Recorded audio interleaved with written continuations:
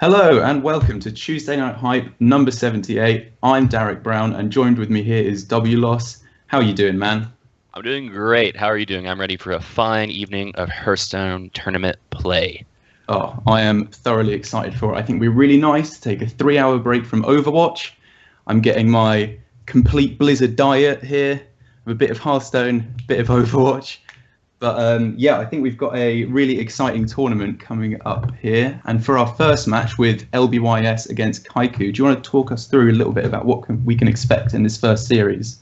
Okay, so both these guys are pretty established long-term open players. I think a lot of people know LBIS through probably just played against them before in some fashion. They've either played on ladder or they've played him in open, and you might know him from doing pretty well in the NA qualifiers. He made it pretty far. He had a pretty cool series on camera and pretty cool set with some pretty interesting plays. If you are familiar with Tuesday Night Hype and you're a long-term watcher of that, you would recognize Kycoo from, I think, winning the entire tournament just a few weeks ago. It was the last time I casted. And he took out some fairly strong competition on his way there, so I'm pretty excited to see what we can see out of these two players. Yeah, absolutely. And so why don't you walk us through a little bit about what these players have brought and what they've banned as well? Well, LBYS is very, very famous for his freeze mage play. He practices laughing and some of the other really strong freeze mage players a lot, and he's just kind of renowned for it. So right off the bat, we see that it was banned. And on his side, he has left Warrior, Shaman, and Hunter. And on Kycoo's side, well, LBS saw that he had a Warrior, and for Freeze Mage himself, he had to ban it. So we right off the bat get those just completely knocked out. So we have Warrior, Shaman, and Hunter for LBIS, and Priest, Rogue, and Warlock for Kycoo. The Priest is super interesting. That's the first thing I'm going to say. I just look at this and I'm like, there wasn't a single Priest brought to the EU Championship. And it has fallen super out of favor in the pro scene. So I'm really excited just to see how it does. It can beat Shaman and Hunter with the right hand, but I mean, that's just Priest's MO. It can beat anything with the right hand, and a lot of times you don't get the right hand, and that's the whole issue with it right now, the consistency of the class. His other two classes for Kycoo, Rogue, Warlock, are consistent.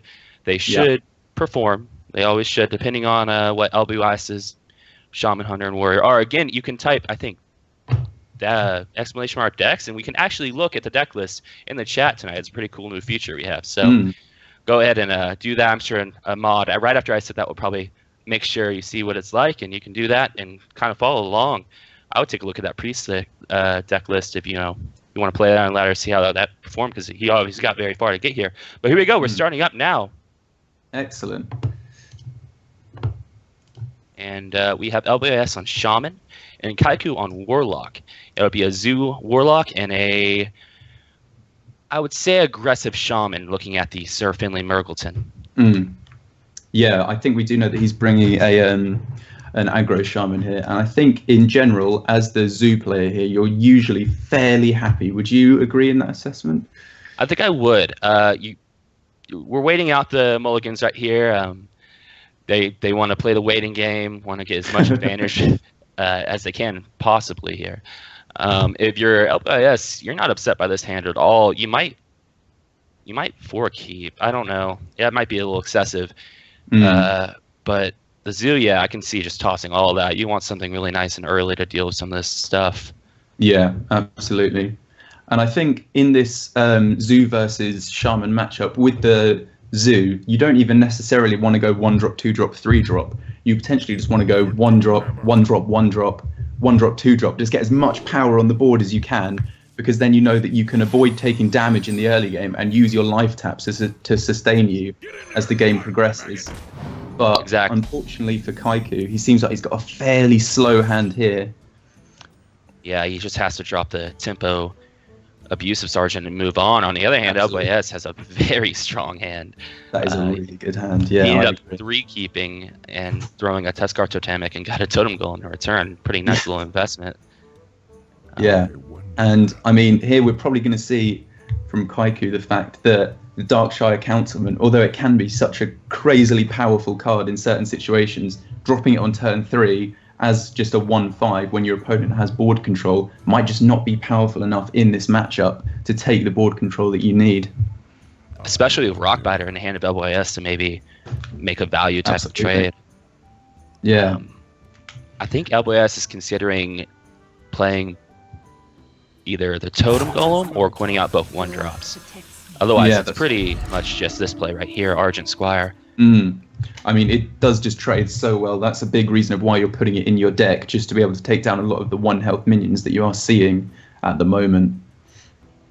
Yeah, and the Direwolf Alpha just not going to be enough to take down the Argent Squire, so it's going to be gaining a lot of value and board control in the early game. Here we have even more. We get another option. We have lots of different plays we can do here, and that Abusive Sergeant looks really compelling to maybe trade up on this Direwolf Alpha. You can get a Sir Family out with it, or you can coin out the Totem Golem if you desire. I don't know how that would really work with your curve. I don't think it would be the right play. Yeah. But you can definitely go double 1-drop. No, absolutely. And I mean, in this matchup, you're really not afraid of dropping all your 1-drops at the same time, because the only kind of mass board wipe that the Zoo is going to have access to is a Knife Juggler and loads of minions, which it doesn't look like is going to happen at the moment at all. So I would not hate the 2 1-drop play at all. No, I think LBYS is thinking through maybe he can get away with... I don't know. It looks, this double 1-drop, it looks like the best play on the board. Yeah, I agree. Because, I mean, even just, it might be developing less power than you could perhaps with the Tuskar Totemic or the Totem Golem. You're developing lots of individual minions, which means you can get more attacks in against the Zoo, which might be developing lots of small minions. But and you figure the Abusive Sergeant will trade into your Abusive Sergeant, and you're not too upset about that. So I like the overall play, and we see he gets the Hunter Hero power off Sir Finley, which is also super relevant and strong. Yeah, absolutely. I mean, the Hunter Hero power is just always matched up so well against the Warlock power. It's just meant throughout Hearthstone's history, Hunter has done so well against Warlock, because with the life tap and the Hunter Hero power, you're basically getting 4 damage a turn potentially. Yeah, and I really like this M King boss over Councilman. It puts a lot more... First off, it puts a lot more overall pressure, not pressure per se, but more minion presence on the board. Yeah. So it's going to, in turn, make it harder for LBYS to deal with. But we see the Rockbiter weapon making that value trade up like we were talking about what might happen earlier with the Argent Squire without the Divine Shield. So this is super strong. And we get two big threats on the board, honestly, with the Totem Golem and the Tunnel Chalk. So this is looking pretty nice for LBYS. Yeah, I think that was a really nice heads-up play from LBYS there, realizing that, you know, he does have to keep board control at the moment because he doesn't have any burst in his hand, so he's not going to be able to finish off the game really quickly. Even though he's given up board control, he's going to have to get that minion damage in first of all, because the Warlock is still at 30 health on turn 4, which is not exactly what you want as an aggro shaman, but he does have... Sorry. And LBYS is probably paying attention and notices that the 2 left cards in Kycoo's hands are still from the very first turn from the mulligan. So he knows they're kind of fat minions, and like he knows that like just general board control right here with these heavy minions in his hand or these like power overwhelmings, he's gonna be able to maintain it really strongly going forward. And you know, you see Kycoo struggling to make a decision, and this Dark Shadow Councilman into Argent Squire seems like the best play, but depending on what we might see get drawn for LBYS, it might be dealt with really easily.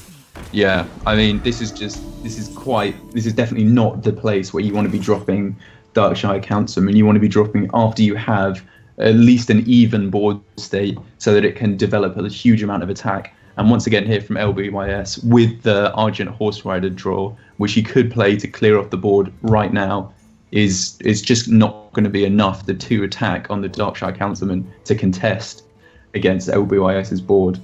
And I think this is our final turn of kind of like trading and taking the board for LBYS, because he is running the aggressive variant. So he does need to start doing damage to the Warlock, who has not taken a single point of damage yet.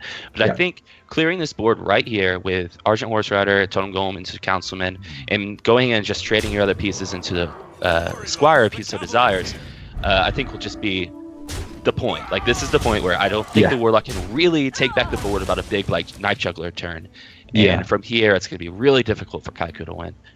Yeah, I think you're right, because basically, unfortunately for Kycoo, the Shaman was just able to out-zoo the Zoo. It had more 1-drops, it was able to keep that really strong minion pressure up in the early game, and it looks like a lot of his deck now is just going to be burn because he's drawn a lot of his minions. And what a draw! we're seeing an empty hand from LBYS after these cards come down, but like it's just so much pressure and so much board presence by turn 5.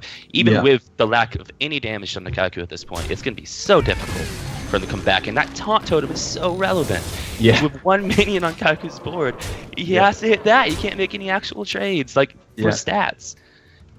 No, that's exactly it. And like the Darkshire Councilman here once again is just too slow. It's not going to be enough to be able, because LBYS is going to realize that he can just ignore it. He doesn't have to care about it because he just has so much minion damage. And even if by some miracle he's able to clear off all the Shaman's minions, he's got the Hunter hero power to finish it off afterwards. Yeah, we have 15 damage on board, technically, with the hero power, and he's at 18. So, I mean, there's a very good chance he's just dead. I mean, like, I like the Defender of Argus, and that will maybe save him one more turn. I think that's what you have to do, and it feels really bad. It doesn't feel good on Kycoo's end, and I'm not really sure how you win after it, but I think it's your only chance at this juncture, for sure. Yeah, I mean, it's not a good play. It is a fairly desperate play, but at the same time, it's one you have to make, probably, because you are just in a dire situation. Yeah, and he's looking for the Councilman here, which is interesting. Maybe this is his route. I mean, if you count your damage, there's 15. Most draws in his deck kill him. It's true, yeah. I would have maybe preferred for Argus, but this does make the Argus more valuable. You know, he's probably LBYS isn't going to really trade into the Dark Iron Dwarf, but will this be enough with the Hunter hero power having you on a clock? I mean, I guess he was just hoping that maybe he'd draw something like the Sea Giant, which he could then taunt up after playing it for very, very cheap. But he didn't get that. The Abusive Sergeant is absolutely not what he was looking for here. And I think that's pretty much going to be game at this point. Yeah, I don't think there was really a great play either way last turn. Councilman or Argus, I think it's just over. And I think he realized that. He kind of went for the Hail Mary with the Councilman to try to get more value of the Argus, maybe just playing the pure value game. It just felt bad overall. No, absolutely.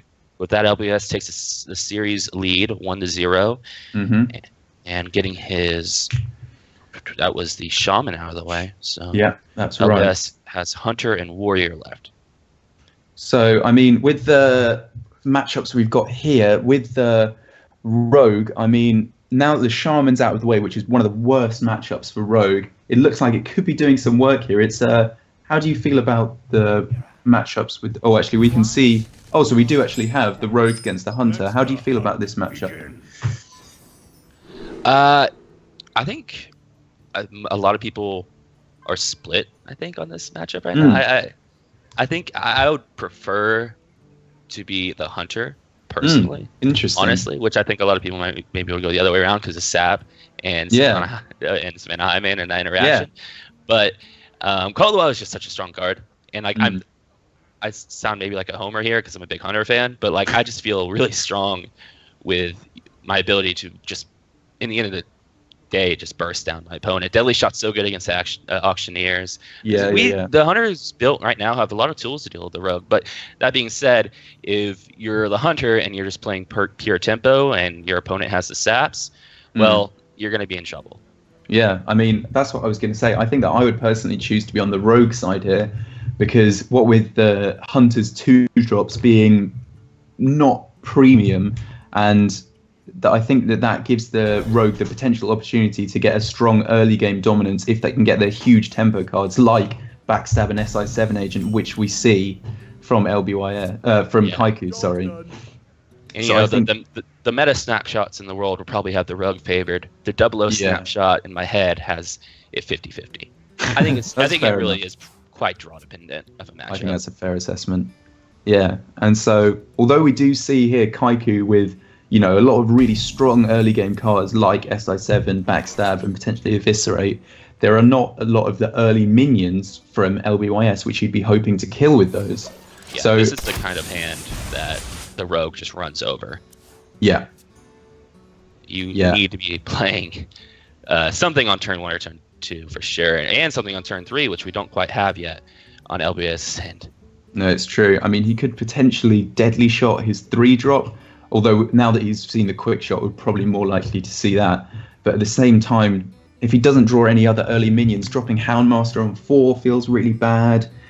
And there's not too many Kodo targets in the Rogue deck, if any, really, that I Blood can Mage think of. Thanos, Naked Edwin Van Cleave. That's about it. If you're doing that, you've pretty much lost anyway. Yeah, So the 1/1s from Violet Teacher, that's actually it, I'm pretty sure, at that point. yeah, exactly. So it's looking like that's probably just going to be a 5-mana 3/5. And so this is just a really dry hand from LBYS at this point. Yeah, I mean, he does get something to do with the coin out Earthring Farseer. He can play the quick shot. Yeah. So, I mean, it's not a totally lost turn, but we still don't have a great turn 4. We either play a Houndmaster or Freezing Trap Hero Power at this juncture. We'll see what he draws. Yeah. And I mean, the Houndmaster is just really not going to be doing a whole lot here. The 3 health means that he could potentially deal with it with just a backstab and a hero power, or some kind of eviscerate or shadow strike play, and just be able to keep hitting face with the SI7 should he play it on this turn. And then on Kycoo's end, you know, he has a very reactive hand, so he's just having to play like Earthring Farseers and not fully to his potential a naked SI agent. Like it's not really great. And yeah, you see LBYS just go for the snap Freezing Trap Hero Power. He doesn't really want to play the Houndmaster like this, which is fine. I understand that. It's too great of a trade for the SI. And that is a decent draw for Kycoo, but he really wishes he had something that he could do actively on this turn, because even if he attacks his SI7 agent in, he can't replay it because it will obviously cost 5 rather than 4 mana after it's been returned. Obviously, to play a Shadow Strike face. Yeah. Obviously, but it's probably just going to end up being a dagger up. I mean, it's been such a reactive hand. He had everything for a nice curve from the Hunter's end, and then the Hunter doesn't have a curve, and now we're in this really weird slow game. Yeah. You just see the tempo stampeding Kodo from LBYS. Yeah. Did you also like the fact that I glossed over the fact that I actually believed that you should Shadow Strike the face? That's how inexperienced of a rogue player I am here. You could have actually fooled me. I believed you there. Oh, I am clueless to rogue as well. That is my least played class. I know some ways in which it works, but I am not by any means a rogue expert. Yeah. I do like the tempo stampeding Kodo, though, going back to what LBS just did, because it does give a Houndmaster target. So you can go into a turn 6 Houndmaster hero power, which is pretty nice. But will it live? I mean, you could... What's he got here? If he goes for Azure Drake, the backstab isn't going to be enough to kill it. But if he doesn't go for that, the best minion he's looking to drop is... Well, he could potentially backstab an SI7, which would kill it and develop a 3/3, which isn't terrible, I don't think.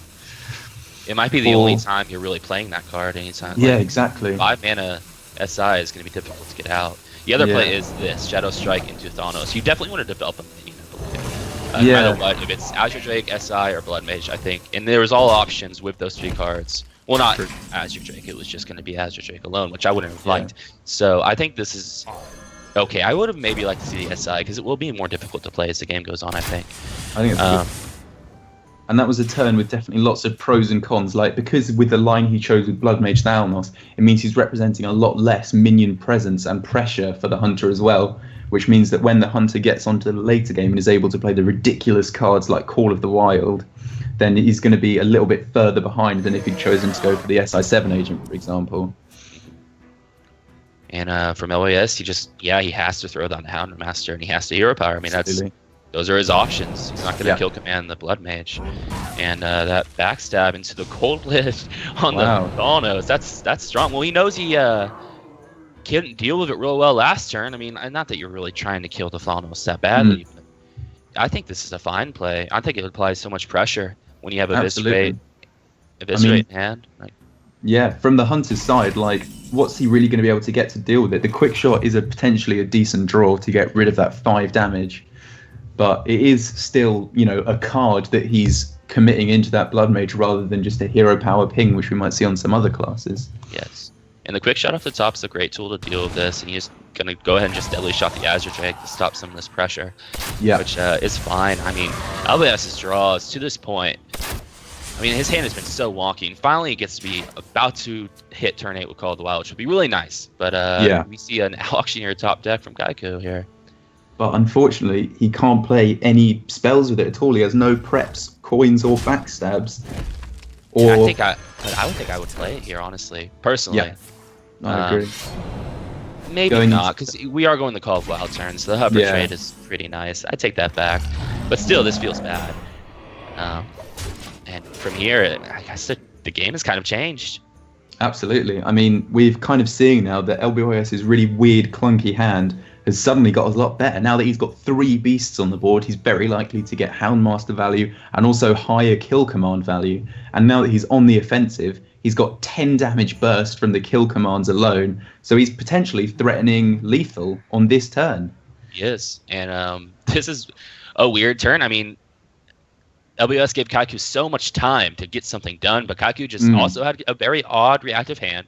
And now we're at this point where it looks like LBYS finally might get something to stick, and that's so important here. Yeah, absolutely. And I mean, just the fact that they both had very reactive hands, and we assumed that Kycoo's hand was a very good hand at the start of the game, because usually Rogue does want to be very reactive in the start. But because nothing was being threatened from LBYS, it turned out to be a very awkward hand at the same time. And for the inclusion of a double Shadow Strike, which I think I'm correct in saying, is not usually included. It's usually one Shadow Strike that I think you tend to see in Rogue. It's turning out to be pretty decent here in clearing the board.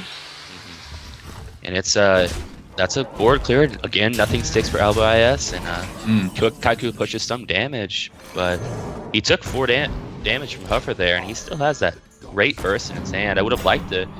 I mean, this is too clean not to play, but if we can sneak in a few hero powers, we'll be in a pretty good pretty good place in LBYS's end. Yeah. But it's true with the potential 10 damage burst from kill commands. If Kycoo is able to keep the board clear of beasts, that becomes a lot less scary. But here we are now starting to see the miracle part of Miracle Rogue. Yeah, I think the game just shifted again.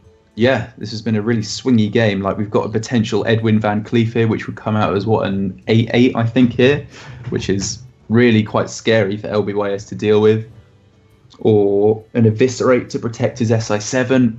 All seem like fairly decent routes to take, I think. You're happy with all of those. But if Kycoo uses his face to clear the Soundmaster, there's a potential for this game to be over. Right, of course. I missed the Deadly Poisoned Dagger, that's right. And I think he's opting for it. And there's a potential of a low attack beast. Oh man, you're right, actually. Oh, is there enough mana? There is quite enough mana. I was thinking we had 1 more mana possibly. Oh yeah. But I wonder if we want a tracking here. I think we might have to. We have to kill that Van Cleef. It's true. So, I mean, what are you going to be? I mean, Deadly Shot, you could... Deadly Shot 50-50. Take it here, yeah. Oh, you could potentially double kill command the Auctioneer just to completely clear the board. Wow, there goes your win condition. Outside the second Call of the Wild, though. Yeah, exactly. So he doesn't go for that. Yeah, we can't see what it gets tracking. And to see Firebat come out, wow. That doesn't... I mean, that's just for the kill command and try to fit in the mana, and this is smart. But this game is over, I believe. What's that? We've got 12, 16, 17. 12. Yeah, you're absolutely right. With that being an explosive trap. Yeah. Gonna test it, probably. Yeah, it does it straight away, which means that's game over. Yep. Really interesting game there, I think. It looked like there was just a lot of swinging back and forth in that game, either way. We were one turn away from an LBYS win. 4 damage, no Eviscerate there, he wins. I mean, the Fiery Bat was just to fit in all that damage the next turn, and it was a smart grab, but it just wasn't enough here, and we have a series tied at 1-1 now. Yeah, that's right. But I think that was really well played from Kycoo. The fact that he realised when the turn after Call of the Wild, he had the option to drop gadgets down and try and draw a lot of cards, but he opted instead to just completely clear the board of all 3 beasts, which meant that he was denied a lot of Houndmaster and kill command value. Yeah, I'm really curious what the other 2 cards in their tracking were. I think it was very smart of LBYS to actually grab that Fire Bat. When I first saw it coming out, I was like, that's pretty underwhelming, but it then made sense. It was kind of what I was saying before. I thought he almost had lethal if he did draw a Fire Bat. It was like 1 mana off. But it it was good foresight on LBYS's end. That was close. That was a close game, and LBYS has a little bit better draws in the mid game, and he might have won that pretty decidedly, honestly. Yeah, but definitely. Congrats on Kycoo for pulling that one off. That was a really nice swinging game, and he made some pretty nice decisions. And really we go nice right player. into the Zoo Warlock into the mid-range Hunter. So how do you feel about this matchup? Have you played a lot of this side? I heard you saying you're a big Hunter player. When I don't have 2 copies of Unleash the Hounds, I don't feel as nice. Yeah. But there are definitely the tools in LBYS's deck to win this matchup. I think it's pretty draw and tempo dependent, and here we are with LBYS not having those early minions again. He does have the Unleash the Hounds, and he does have some of the removal, but he needs minions, and he hasn't had minions in these last 2 games. Yeah, if I didn't know his deck list, I'd wonder if he's running 2 drops at all in his deck, because he's been so unlucky getting none of them so far, I think. And straight away, Kycoo is just building up a big board advantage here, and he's going to be able to drop some really big scary minions like Darkshire Councilman into Forbidden Ritual, just a really brilliant combo between these 2 cards. And LBYS does have a fair amount of removal, but you can't just try and remove forever, because the Zoo just basically almost doesn't run out of minions with the life tap and how low cost the minions are. I can just keep playing and playing and playing until the Hunter will run out. Yeah, Kycoo kind of goes for the. It's I wouldn't say it's risky, but it's just the throwing in Councilman, because if you can't deal with it, I'd probably just win on the spot with the Forbidden Ritual coming out after. So it's kind of just a toss in play. Voidwalker and Dire Wolf would have been pretty nice too. But I like the idea of just trying to win that game literally on the spot right there. LBYS does have the Deadly Shot to counter it, so we'll see what Kycoo decides to do from this spot going forward. Yeah, definitely. And the dropping of the Deadly Shot there does make Kycoo feel a little bit better about potentially dropping some of his other slightly bigger minions that he might be playing later on, like Sea Giant or Doomguard, if he's playing that. I can't actually remember if he's playing the Leroy or Doomguard variant at the moment. The other reason just dropping the Councilman there is you do force LBYS to react to it, so it means he isn't playing minions. He has to play spells from his hand. So you're really making him use his mana farther. It's not the way he wants to use his mana.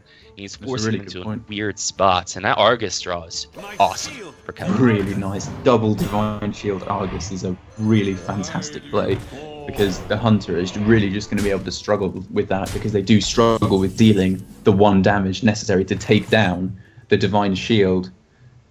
He does have the Unleash the Hounds. You see the concede when it's turn 5 as the Hunter player. You haven't played a minion and you're at 16 health. That is absurd. He wasn't about to play a minion. All he had was Unleash the Hounds, and that doesn't count. So that is just absurd to see the Hunter player not play a minion by turn 5, be at 16 health. You have and then you just see the concede. Yeah, that was just everything going wrong for the Hunter there, and so he's going to have a 3rd go at it now, and finally we are seeing a 1-drop into a 2-drop. It can happen. I did not know that those cards. We knew the Fire Bat was there, but maybe it was hiding. I don't know. That was great. It's great to see it now. Yeah, absolutely. This hand must make LBYS a lot happier than the previous ones. Yeah, definitely. But at the same time, from Kycoo's list, it is looking a lot like a Control Priest with the Excavated Evil, Organized Soul Priest, and the Wild Pyromancer here. Now that we're seeing the Fiery Bat with 1 health and the King's Elec, could potentially be quite a good minion in board sweeping. Yeah, I agree with the coin too. This is going to be really nice. Yeah. I think you keep the Pyro. You might just toss the rest, in my opinion. I don't see the deck list, so I can't say for sure. Yeah. But keeping Akanai and getting the circle, that pays off pretty nicely. That's what you want. This is a pretty good start. He can accept that he's going to potentially fall behind in the early game slightly, and then just on turn 3 or 4, dropping the Organized Soul Priest and Circle of Healing combo to clear the board will be really, really nice, I think, especially if LBYS draws more minions to play on curve. Yep. And now, right when LBYS get minions to play on curve, his opponent gets Alkanai Circle in his starting hand. Yeah, exactly. Sounds about right. The Shadow Word Pain off the top is probably what we'll end up seeing from Kycoo here, unless he really feels like he should be pyroing into coining. That doesn't seem very strong, or doesn't seem strong enough.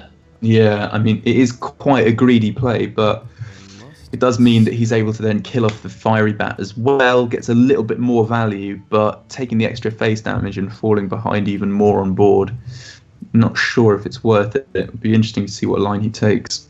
Yeah, I think there is two plays. There's painting the King's Relic or just healing your face with the idea that you're clearing the board in a few turns. Sure.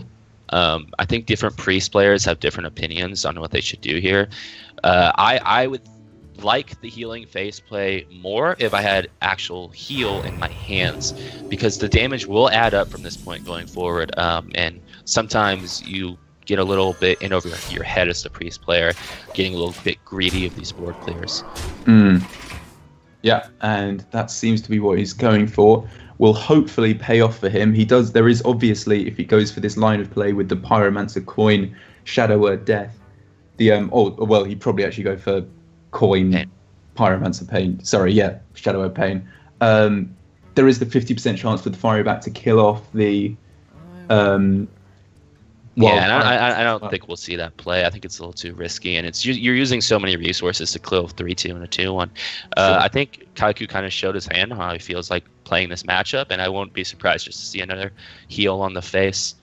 Interesting. Yeah, I think that's just kind of, he showed how he likes to play this matchup, and especially with the Excavated Evil draw. You can go into clear the next couple turns. If it really does get bad, or you save one and reevaluate it later. This is just, and I'm not surprised to see that heal in the face. Yeah. And that Infested Wolf draw is nice going forward. Really nice. Yeah, that worked out nicely. So we have... Yeah. And here, if you do go for the Circle Akanai, you do risk the Fiery Bat killing off your Akanai, which would be really, really unfortunate. So I think I wouldn't be surprised to see the coin Excavated Evil instead.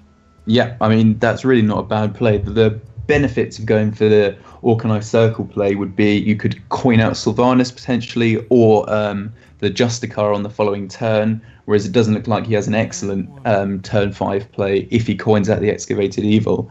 And you're right, I think for that reason you actually do go for the Akanai. You do need to play a minion next turn to have it develop. It is kind of risky, and like it does just die to the Eco Bow anyways. Sure. So I think actually playing Akanai is correct. Now that I reevaluate it, you make a great point there. There isn't something to do next turn. But he does go for the Excavated Evil here. Should have listened to him. Doesn't know what he's doing. It's a fine play because the Akanai is very, very relevant. Yeah. Being able to, on like a 6-mana turn, being able to use the hero power after it is super good. But again, we're like, what I was saying earlier with this kind of greedy nature, never using the pains to kill off the King's Relic, the damage added up, and he's at 13 health now.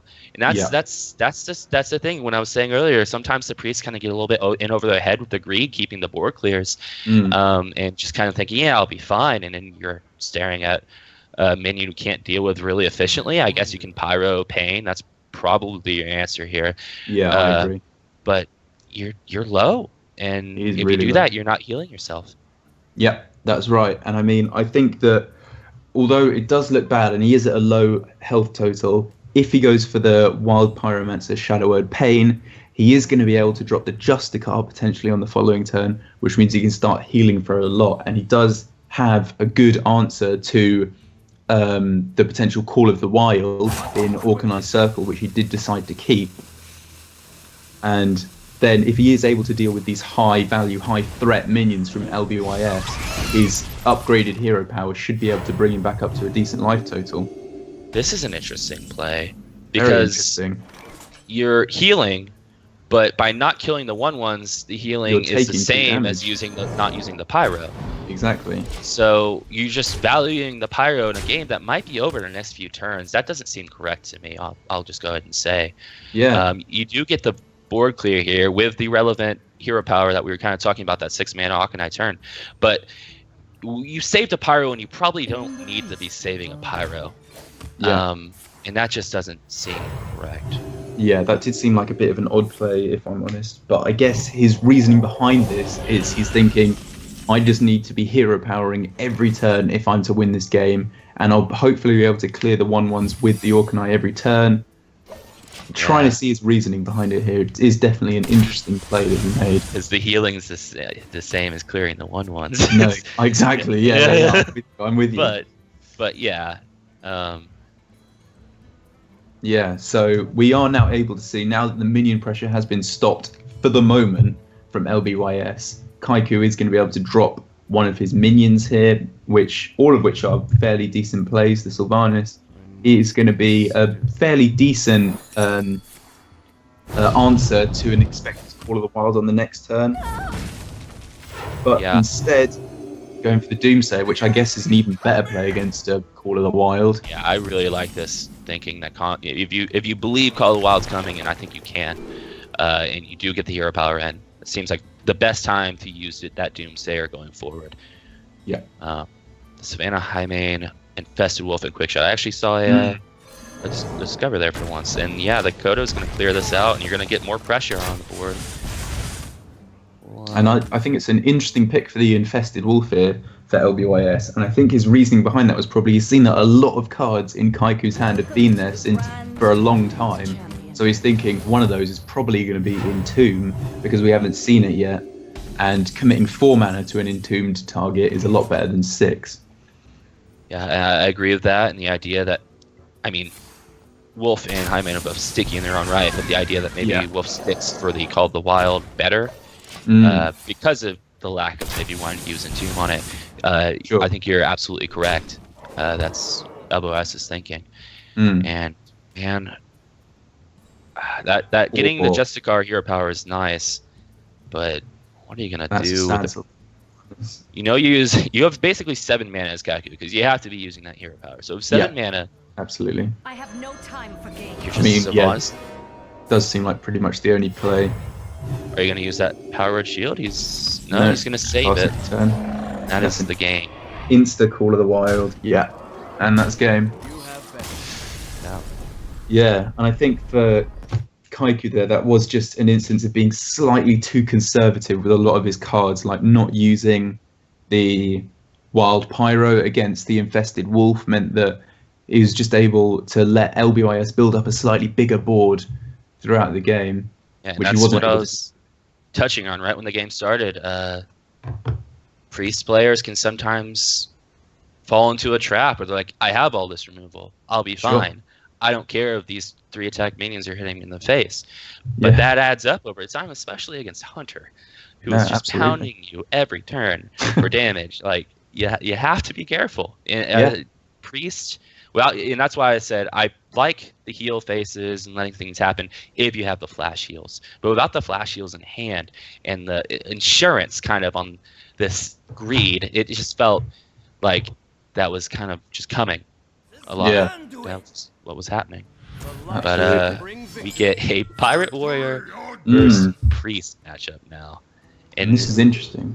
This will, I mean, both hands have good pieces. I'm expecting to see Kycoo drop the Circle and Death, but the Doomsayer is really nice. The Matey, the War Axe Juggler Sir Finley is a great pickup for LBYS. Really good hand. Yeah, the War Axe is just the card that you keep in pretty much every warrior deck. You're always happy to see War Axe. It's in every warrior. It's in every warrior deck, and you're happy to see it in every warrior deck. It's the best card in the game. I'm absolutely with you on that one. It's just it's ridiculous how good that card is, and he's got a lot of really good minions to back it up as well. The pirate that he got there as well, the Bloodsail Raider, is going to be made really powerful at 5/3 for 2 is ridiculous with the and you see him pointing out the War Axe right away just to go ahead and get that in. And that's just a brilliant play against Kycoo's hand because the Doomsayer here is just it's really not going to be very good here at all until we start to see some more minions. So we're probably going to see a Curator here, I would assume. Yeah, I think with the War Axe being coined out, I do think he'll opt for the Curator over the Doomsayer, but maybe he gets a better read on this than maybe we give him. He can get a good read on this and realize that maybe Bloodsail Raider's coming and that Doomsayer might be the right play. Yeah. But Yeah, and he does, and that's a nice read coming from Yeah, Kycoo. that is a really nice play. That's really strong because like you have to wonder like, okay, why is LBYS coin out of War Axe? And you know, like you don't want to attack with it, but like it's such a blatant coin out, you know, and like you know if you study up in LBYS, if you know this is gonna be Pirate Warrior, then like that follow up has to be Blood Sail. Sure. Honestly. Yeah. And I think that's a really nice read from Kycoo because there are just so many early minions that the Pirate Warrior is going to be happy to play. And so realizing that is very nice. And so he does have a lot of really interesting options here in Chillmore, Spawn of N'Zoth, and Loot Hoarder. What do you think you'd like to see here? I personally think I would have liked to do Loot Hoarder because if I figured out the matchup, I don't know if I'm living long enough to play that Chill Mall. Yeah. And I kind of want more tools to be able to survive. I want to get my flash heals. I want to get my stuff. And the Loot Hoarder also contests some of the minions as well, and you can get it out next turn with the Curator. I'm looking at next turn. I'm seeing I have a 2-drop, and then Hero Power Face when I haven't taken any damage yet. That doesn't seem as strong as getting a Loot Hoarder out. So I would have preferred that, but I understand seeing Taunt and wanting Taunt if you know you're going against a fast deck. I'm just not quite sure if it'll ever get played. We'll see how much damage LBYS can put out. I think that's fair enough because, I mean, you know, Chillmore is just not that. If you can't activate the dragon part of it, a 6/6 taunt for 7 is just not very good. And it might be enough against the warrior if you've got a clear board beforehand. But if you don't have enough board clears, you're not going to have that. So getting an extra card there would have been very nice, I think. Abomination, though, that's a ton. I maybe the smaller Chill Mall that actually activates. Yeah. I could actually maybe get behind. That one makes a fair bit more sense to me. You are probably playing Harrison on 5, but on 6, if you don't have a good Cabal target, that's a pretty good card. Yeah, definitely. And I mean, it is unfortunate for Kycoo that most of the Warriors' minions here do have 3 health. He will hopefully be able to bring that down somehow, or they'll have to run themselves into the Abomination first. But, I mean, here for LBYS, he's just keeping up the pressure, and it might be the fact that Kycoo's going to have to play the Excavated Evil here rather than the Harrison just to clear these minions, because the fact that they all have 3 health is just really nice for an Excavated Evil. And it looks like he's going for it. I really like LBS's patience on the upgrade, recognizing that like Harrison's probably in the deck and he needs to maybe just bait it out with this 3/1 because he'll have better options. And in fitting in the Hunter Hero Power is just so effective. It was just very clean, smart play from LBS last turn. And I do like the Excavated Evil. Just clearing that board, it was very dangerous. Mad Bomber, we didn't even talk about the fact that that's in this deck yet. But that's there, and that's pretty cool. Yeah, I like that. I like it. Yeah, I think it's a really nice addition. I mean, there are a lot of he's appreciating that there are certain situations where you're not going to get out your N'Zoth's first mate or your other 1 health minions, and so having that can just really a 3/2 for 2 that can deal a whole bunch of pings to your opponent's minions can be really, really nice in deciding the early game tempo swings. Yeah, and that's kind of like an LBYS thing. He runs it in his aggro paladin. He's run it in his aggro variants of mage before. He loves that card, and he'll now that like I recognize. Oh yeah, this is LBYS. Of course, he has Mad Bomber in his aggro deck. He's always been a fan of that card. Yeah. And from Kycoo's end now, you have Harrison into the Power Word Shield. That's probably the route you got to take. Yeah. I mean. If you drew Flash Shield, you would have done that, but I think this is the route. I think Kycoo's making a nice play there with his Harrison. He's not being too greedy with it, not trying to get the perfect weapon to take away to draw a load of cards. He's just getting what he can, taking away 4 face damage, which is definitely really nice. And that is a big ol' rusty hook from LBYS. That's a big hook. Yeah. That is a nice sized rusty hook. And I like this mana efficiency. He doesn't play the South Sea. He fits in all of his cards outside of it, knowing that the South Sea will connect next turn most likely. There is a Chill Maul or Abomination. I'm liking the Abomination so you can also hero power, but that's a good point. At the same time, is that really even relevant? Because you have the hero power, you have the fat rusty hook on LBYS, and so if you do play Abomination, you trade your minions, and he'll put you down to 1 in theory. Where Chill Maul, he has to trade all that stuff, and again put you down to 1. Both ways, he's putting you down to 1. Yeah. So Oh yeah, of course, because Abomination deals its damage to characters as well. I forgot about that. Right, yeah. And so you have It's a tough play. You definitely play Chill Mall. Yeah. you lose otherwise. Okay, so definitely Chill Mall. Wait, does he not? Going with the Abomination, Hero Power face. Yeah, and I mean, he doesn't. I don't think he realized the Abomination does damage to Priest. Yeah, I mean, he doesn't know that there's. I mean, he does make that trade. That's absolutely game. Yeah, that's definitely game. Wow, really nice for LBYS's Pirate Warrior there. I think the fact that he was able to weave in all those hunter hero powers throughout the game just really made itself evident by the end. Because he was super efficient with his mana with that deck, and it showed a really nice understanding of how to play it. And it was just overall a really good performance by both players. I think both players played exceptionally well. We'll be seeing LBYS in the finals, and Kycoo can't be too disappointed. He still gets a point going towards the ACT Tour. Yeah. So hats off to him, and hats off to LBYS for the win. That's a pretty neat little lineup. I haven't seen the Pirate Warrior in a couple of weeks, and I like that build, and I like the way he navigated it. It was really strong there. Yeah, and it worked really well, just being able to keep up that constant early game pressure with the minions and the axe, and playing as best as he could around the Doomsayer and other things that he could potentially see from the Priest. Just clearly shows that he's very proficient in that deck, I would say. I am quite sad that we didn't see a Priest win. We need Priest to win. No, exactly. I write the Priest meta portion for the Vicious Syndicate meta data reaper report, and my most recent submission was quite, we're in dark days as Priest players. We're in dark days. I know. You feel bad. Like you need to be nice and nurturing to the Priest players, don't you? We're not doing well. It's the darkest timeline. Anyways, we still have another match before the finals, in which we will be seeing Yo, It's Flo and Javinsky. Is that how I say it? Sounds good. It's a good shot. That's how I say it. Yep. So we will be taking a quick break, and we'll be back with that. So don't go anywhere. It's gonna be fun. Yeah, and just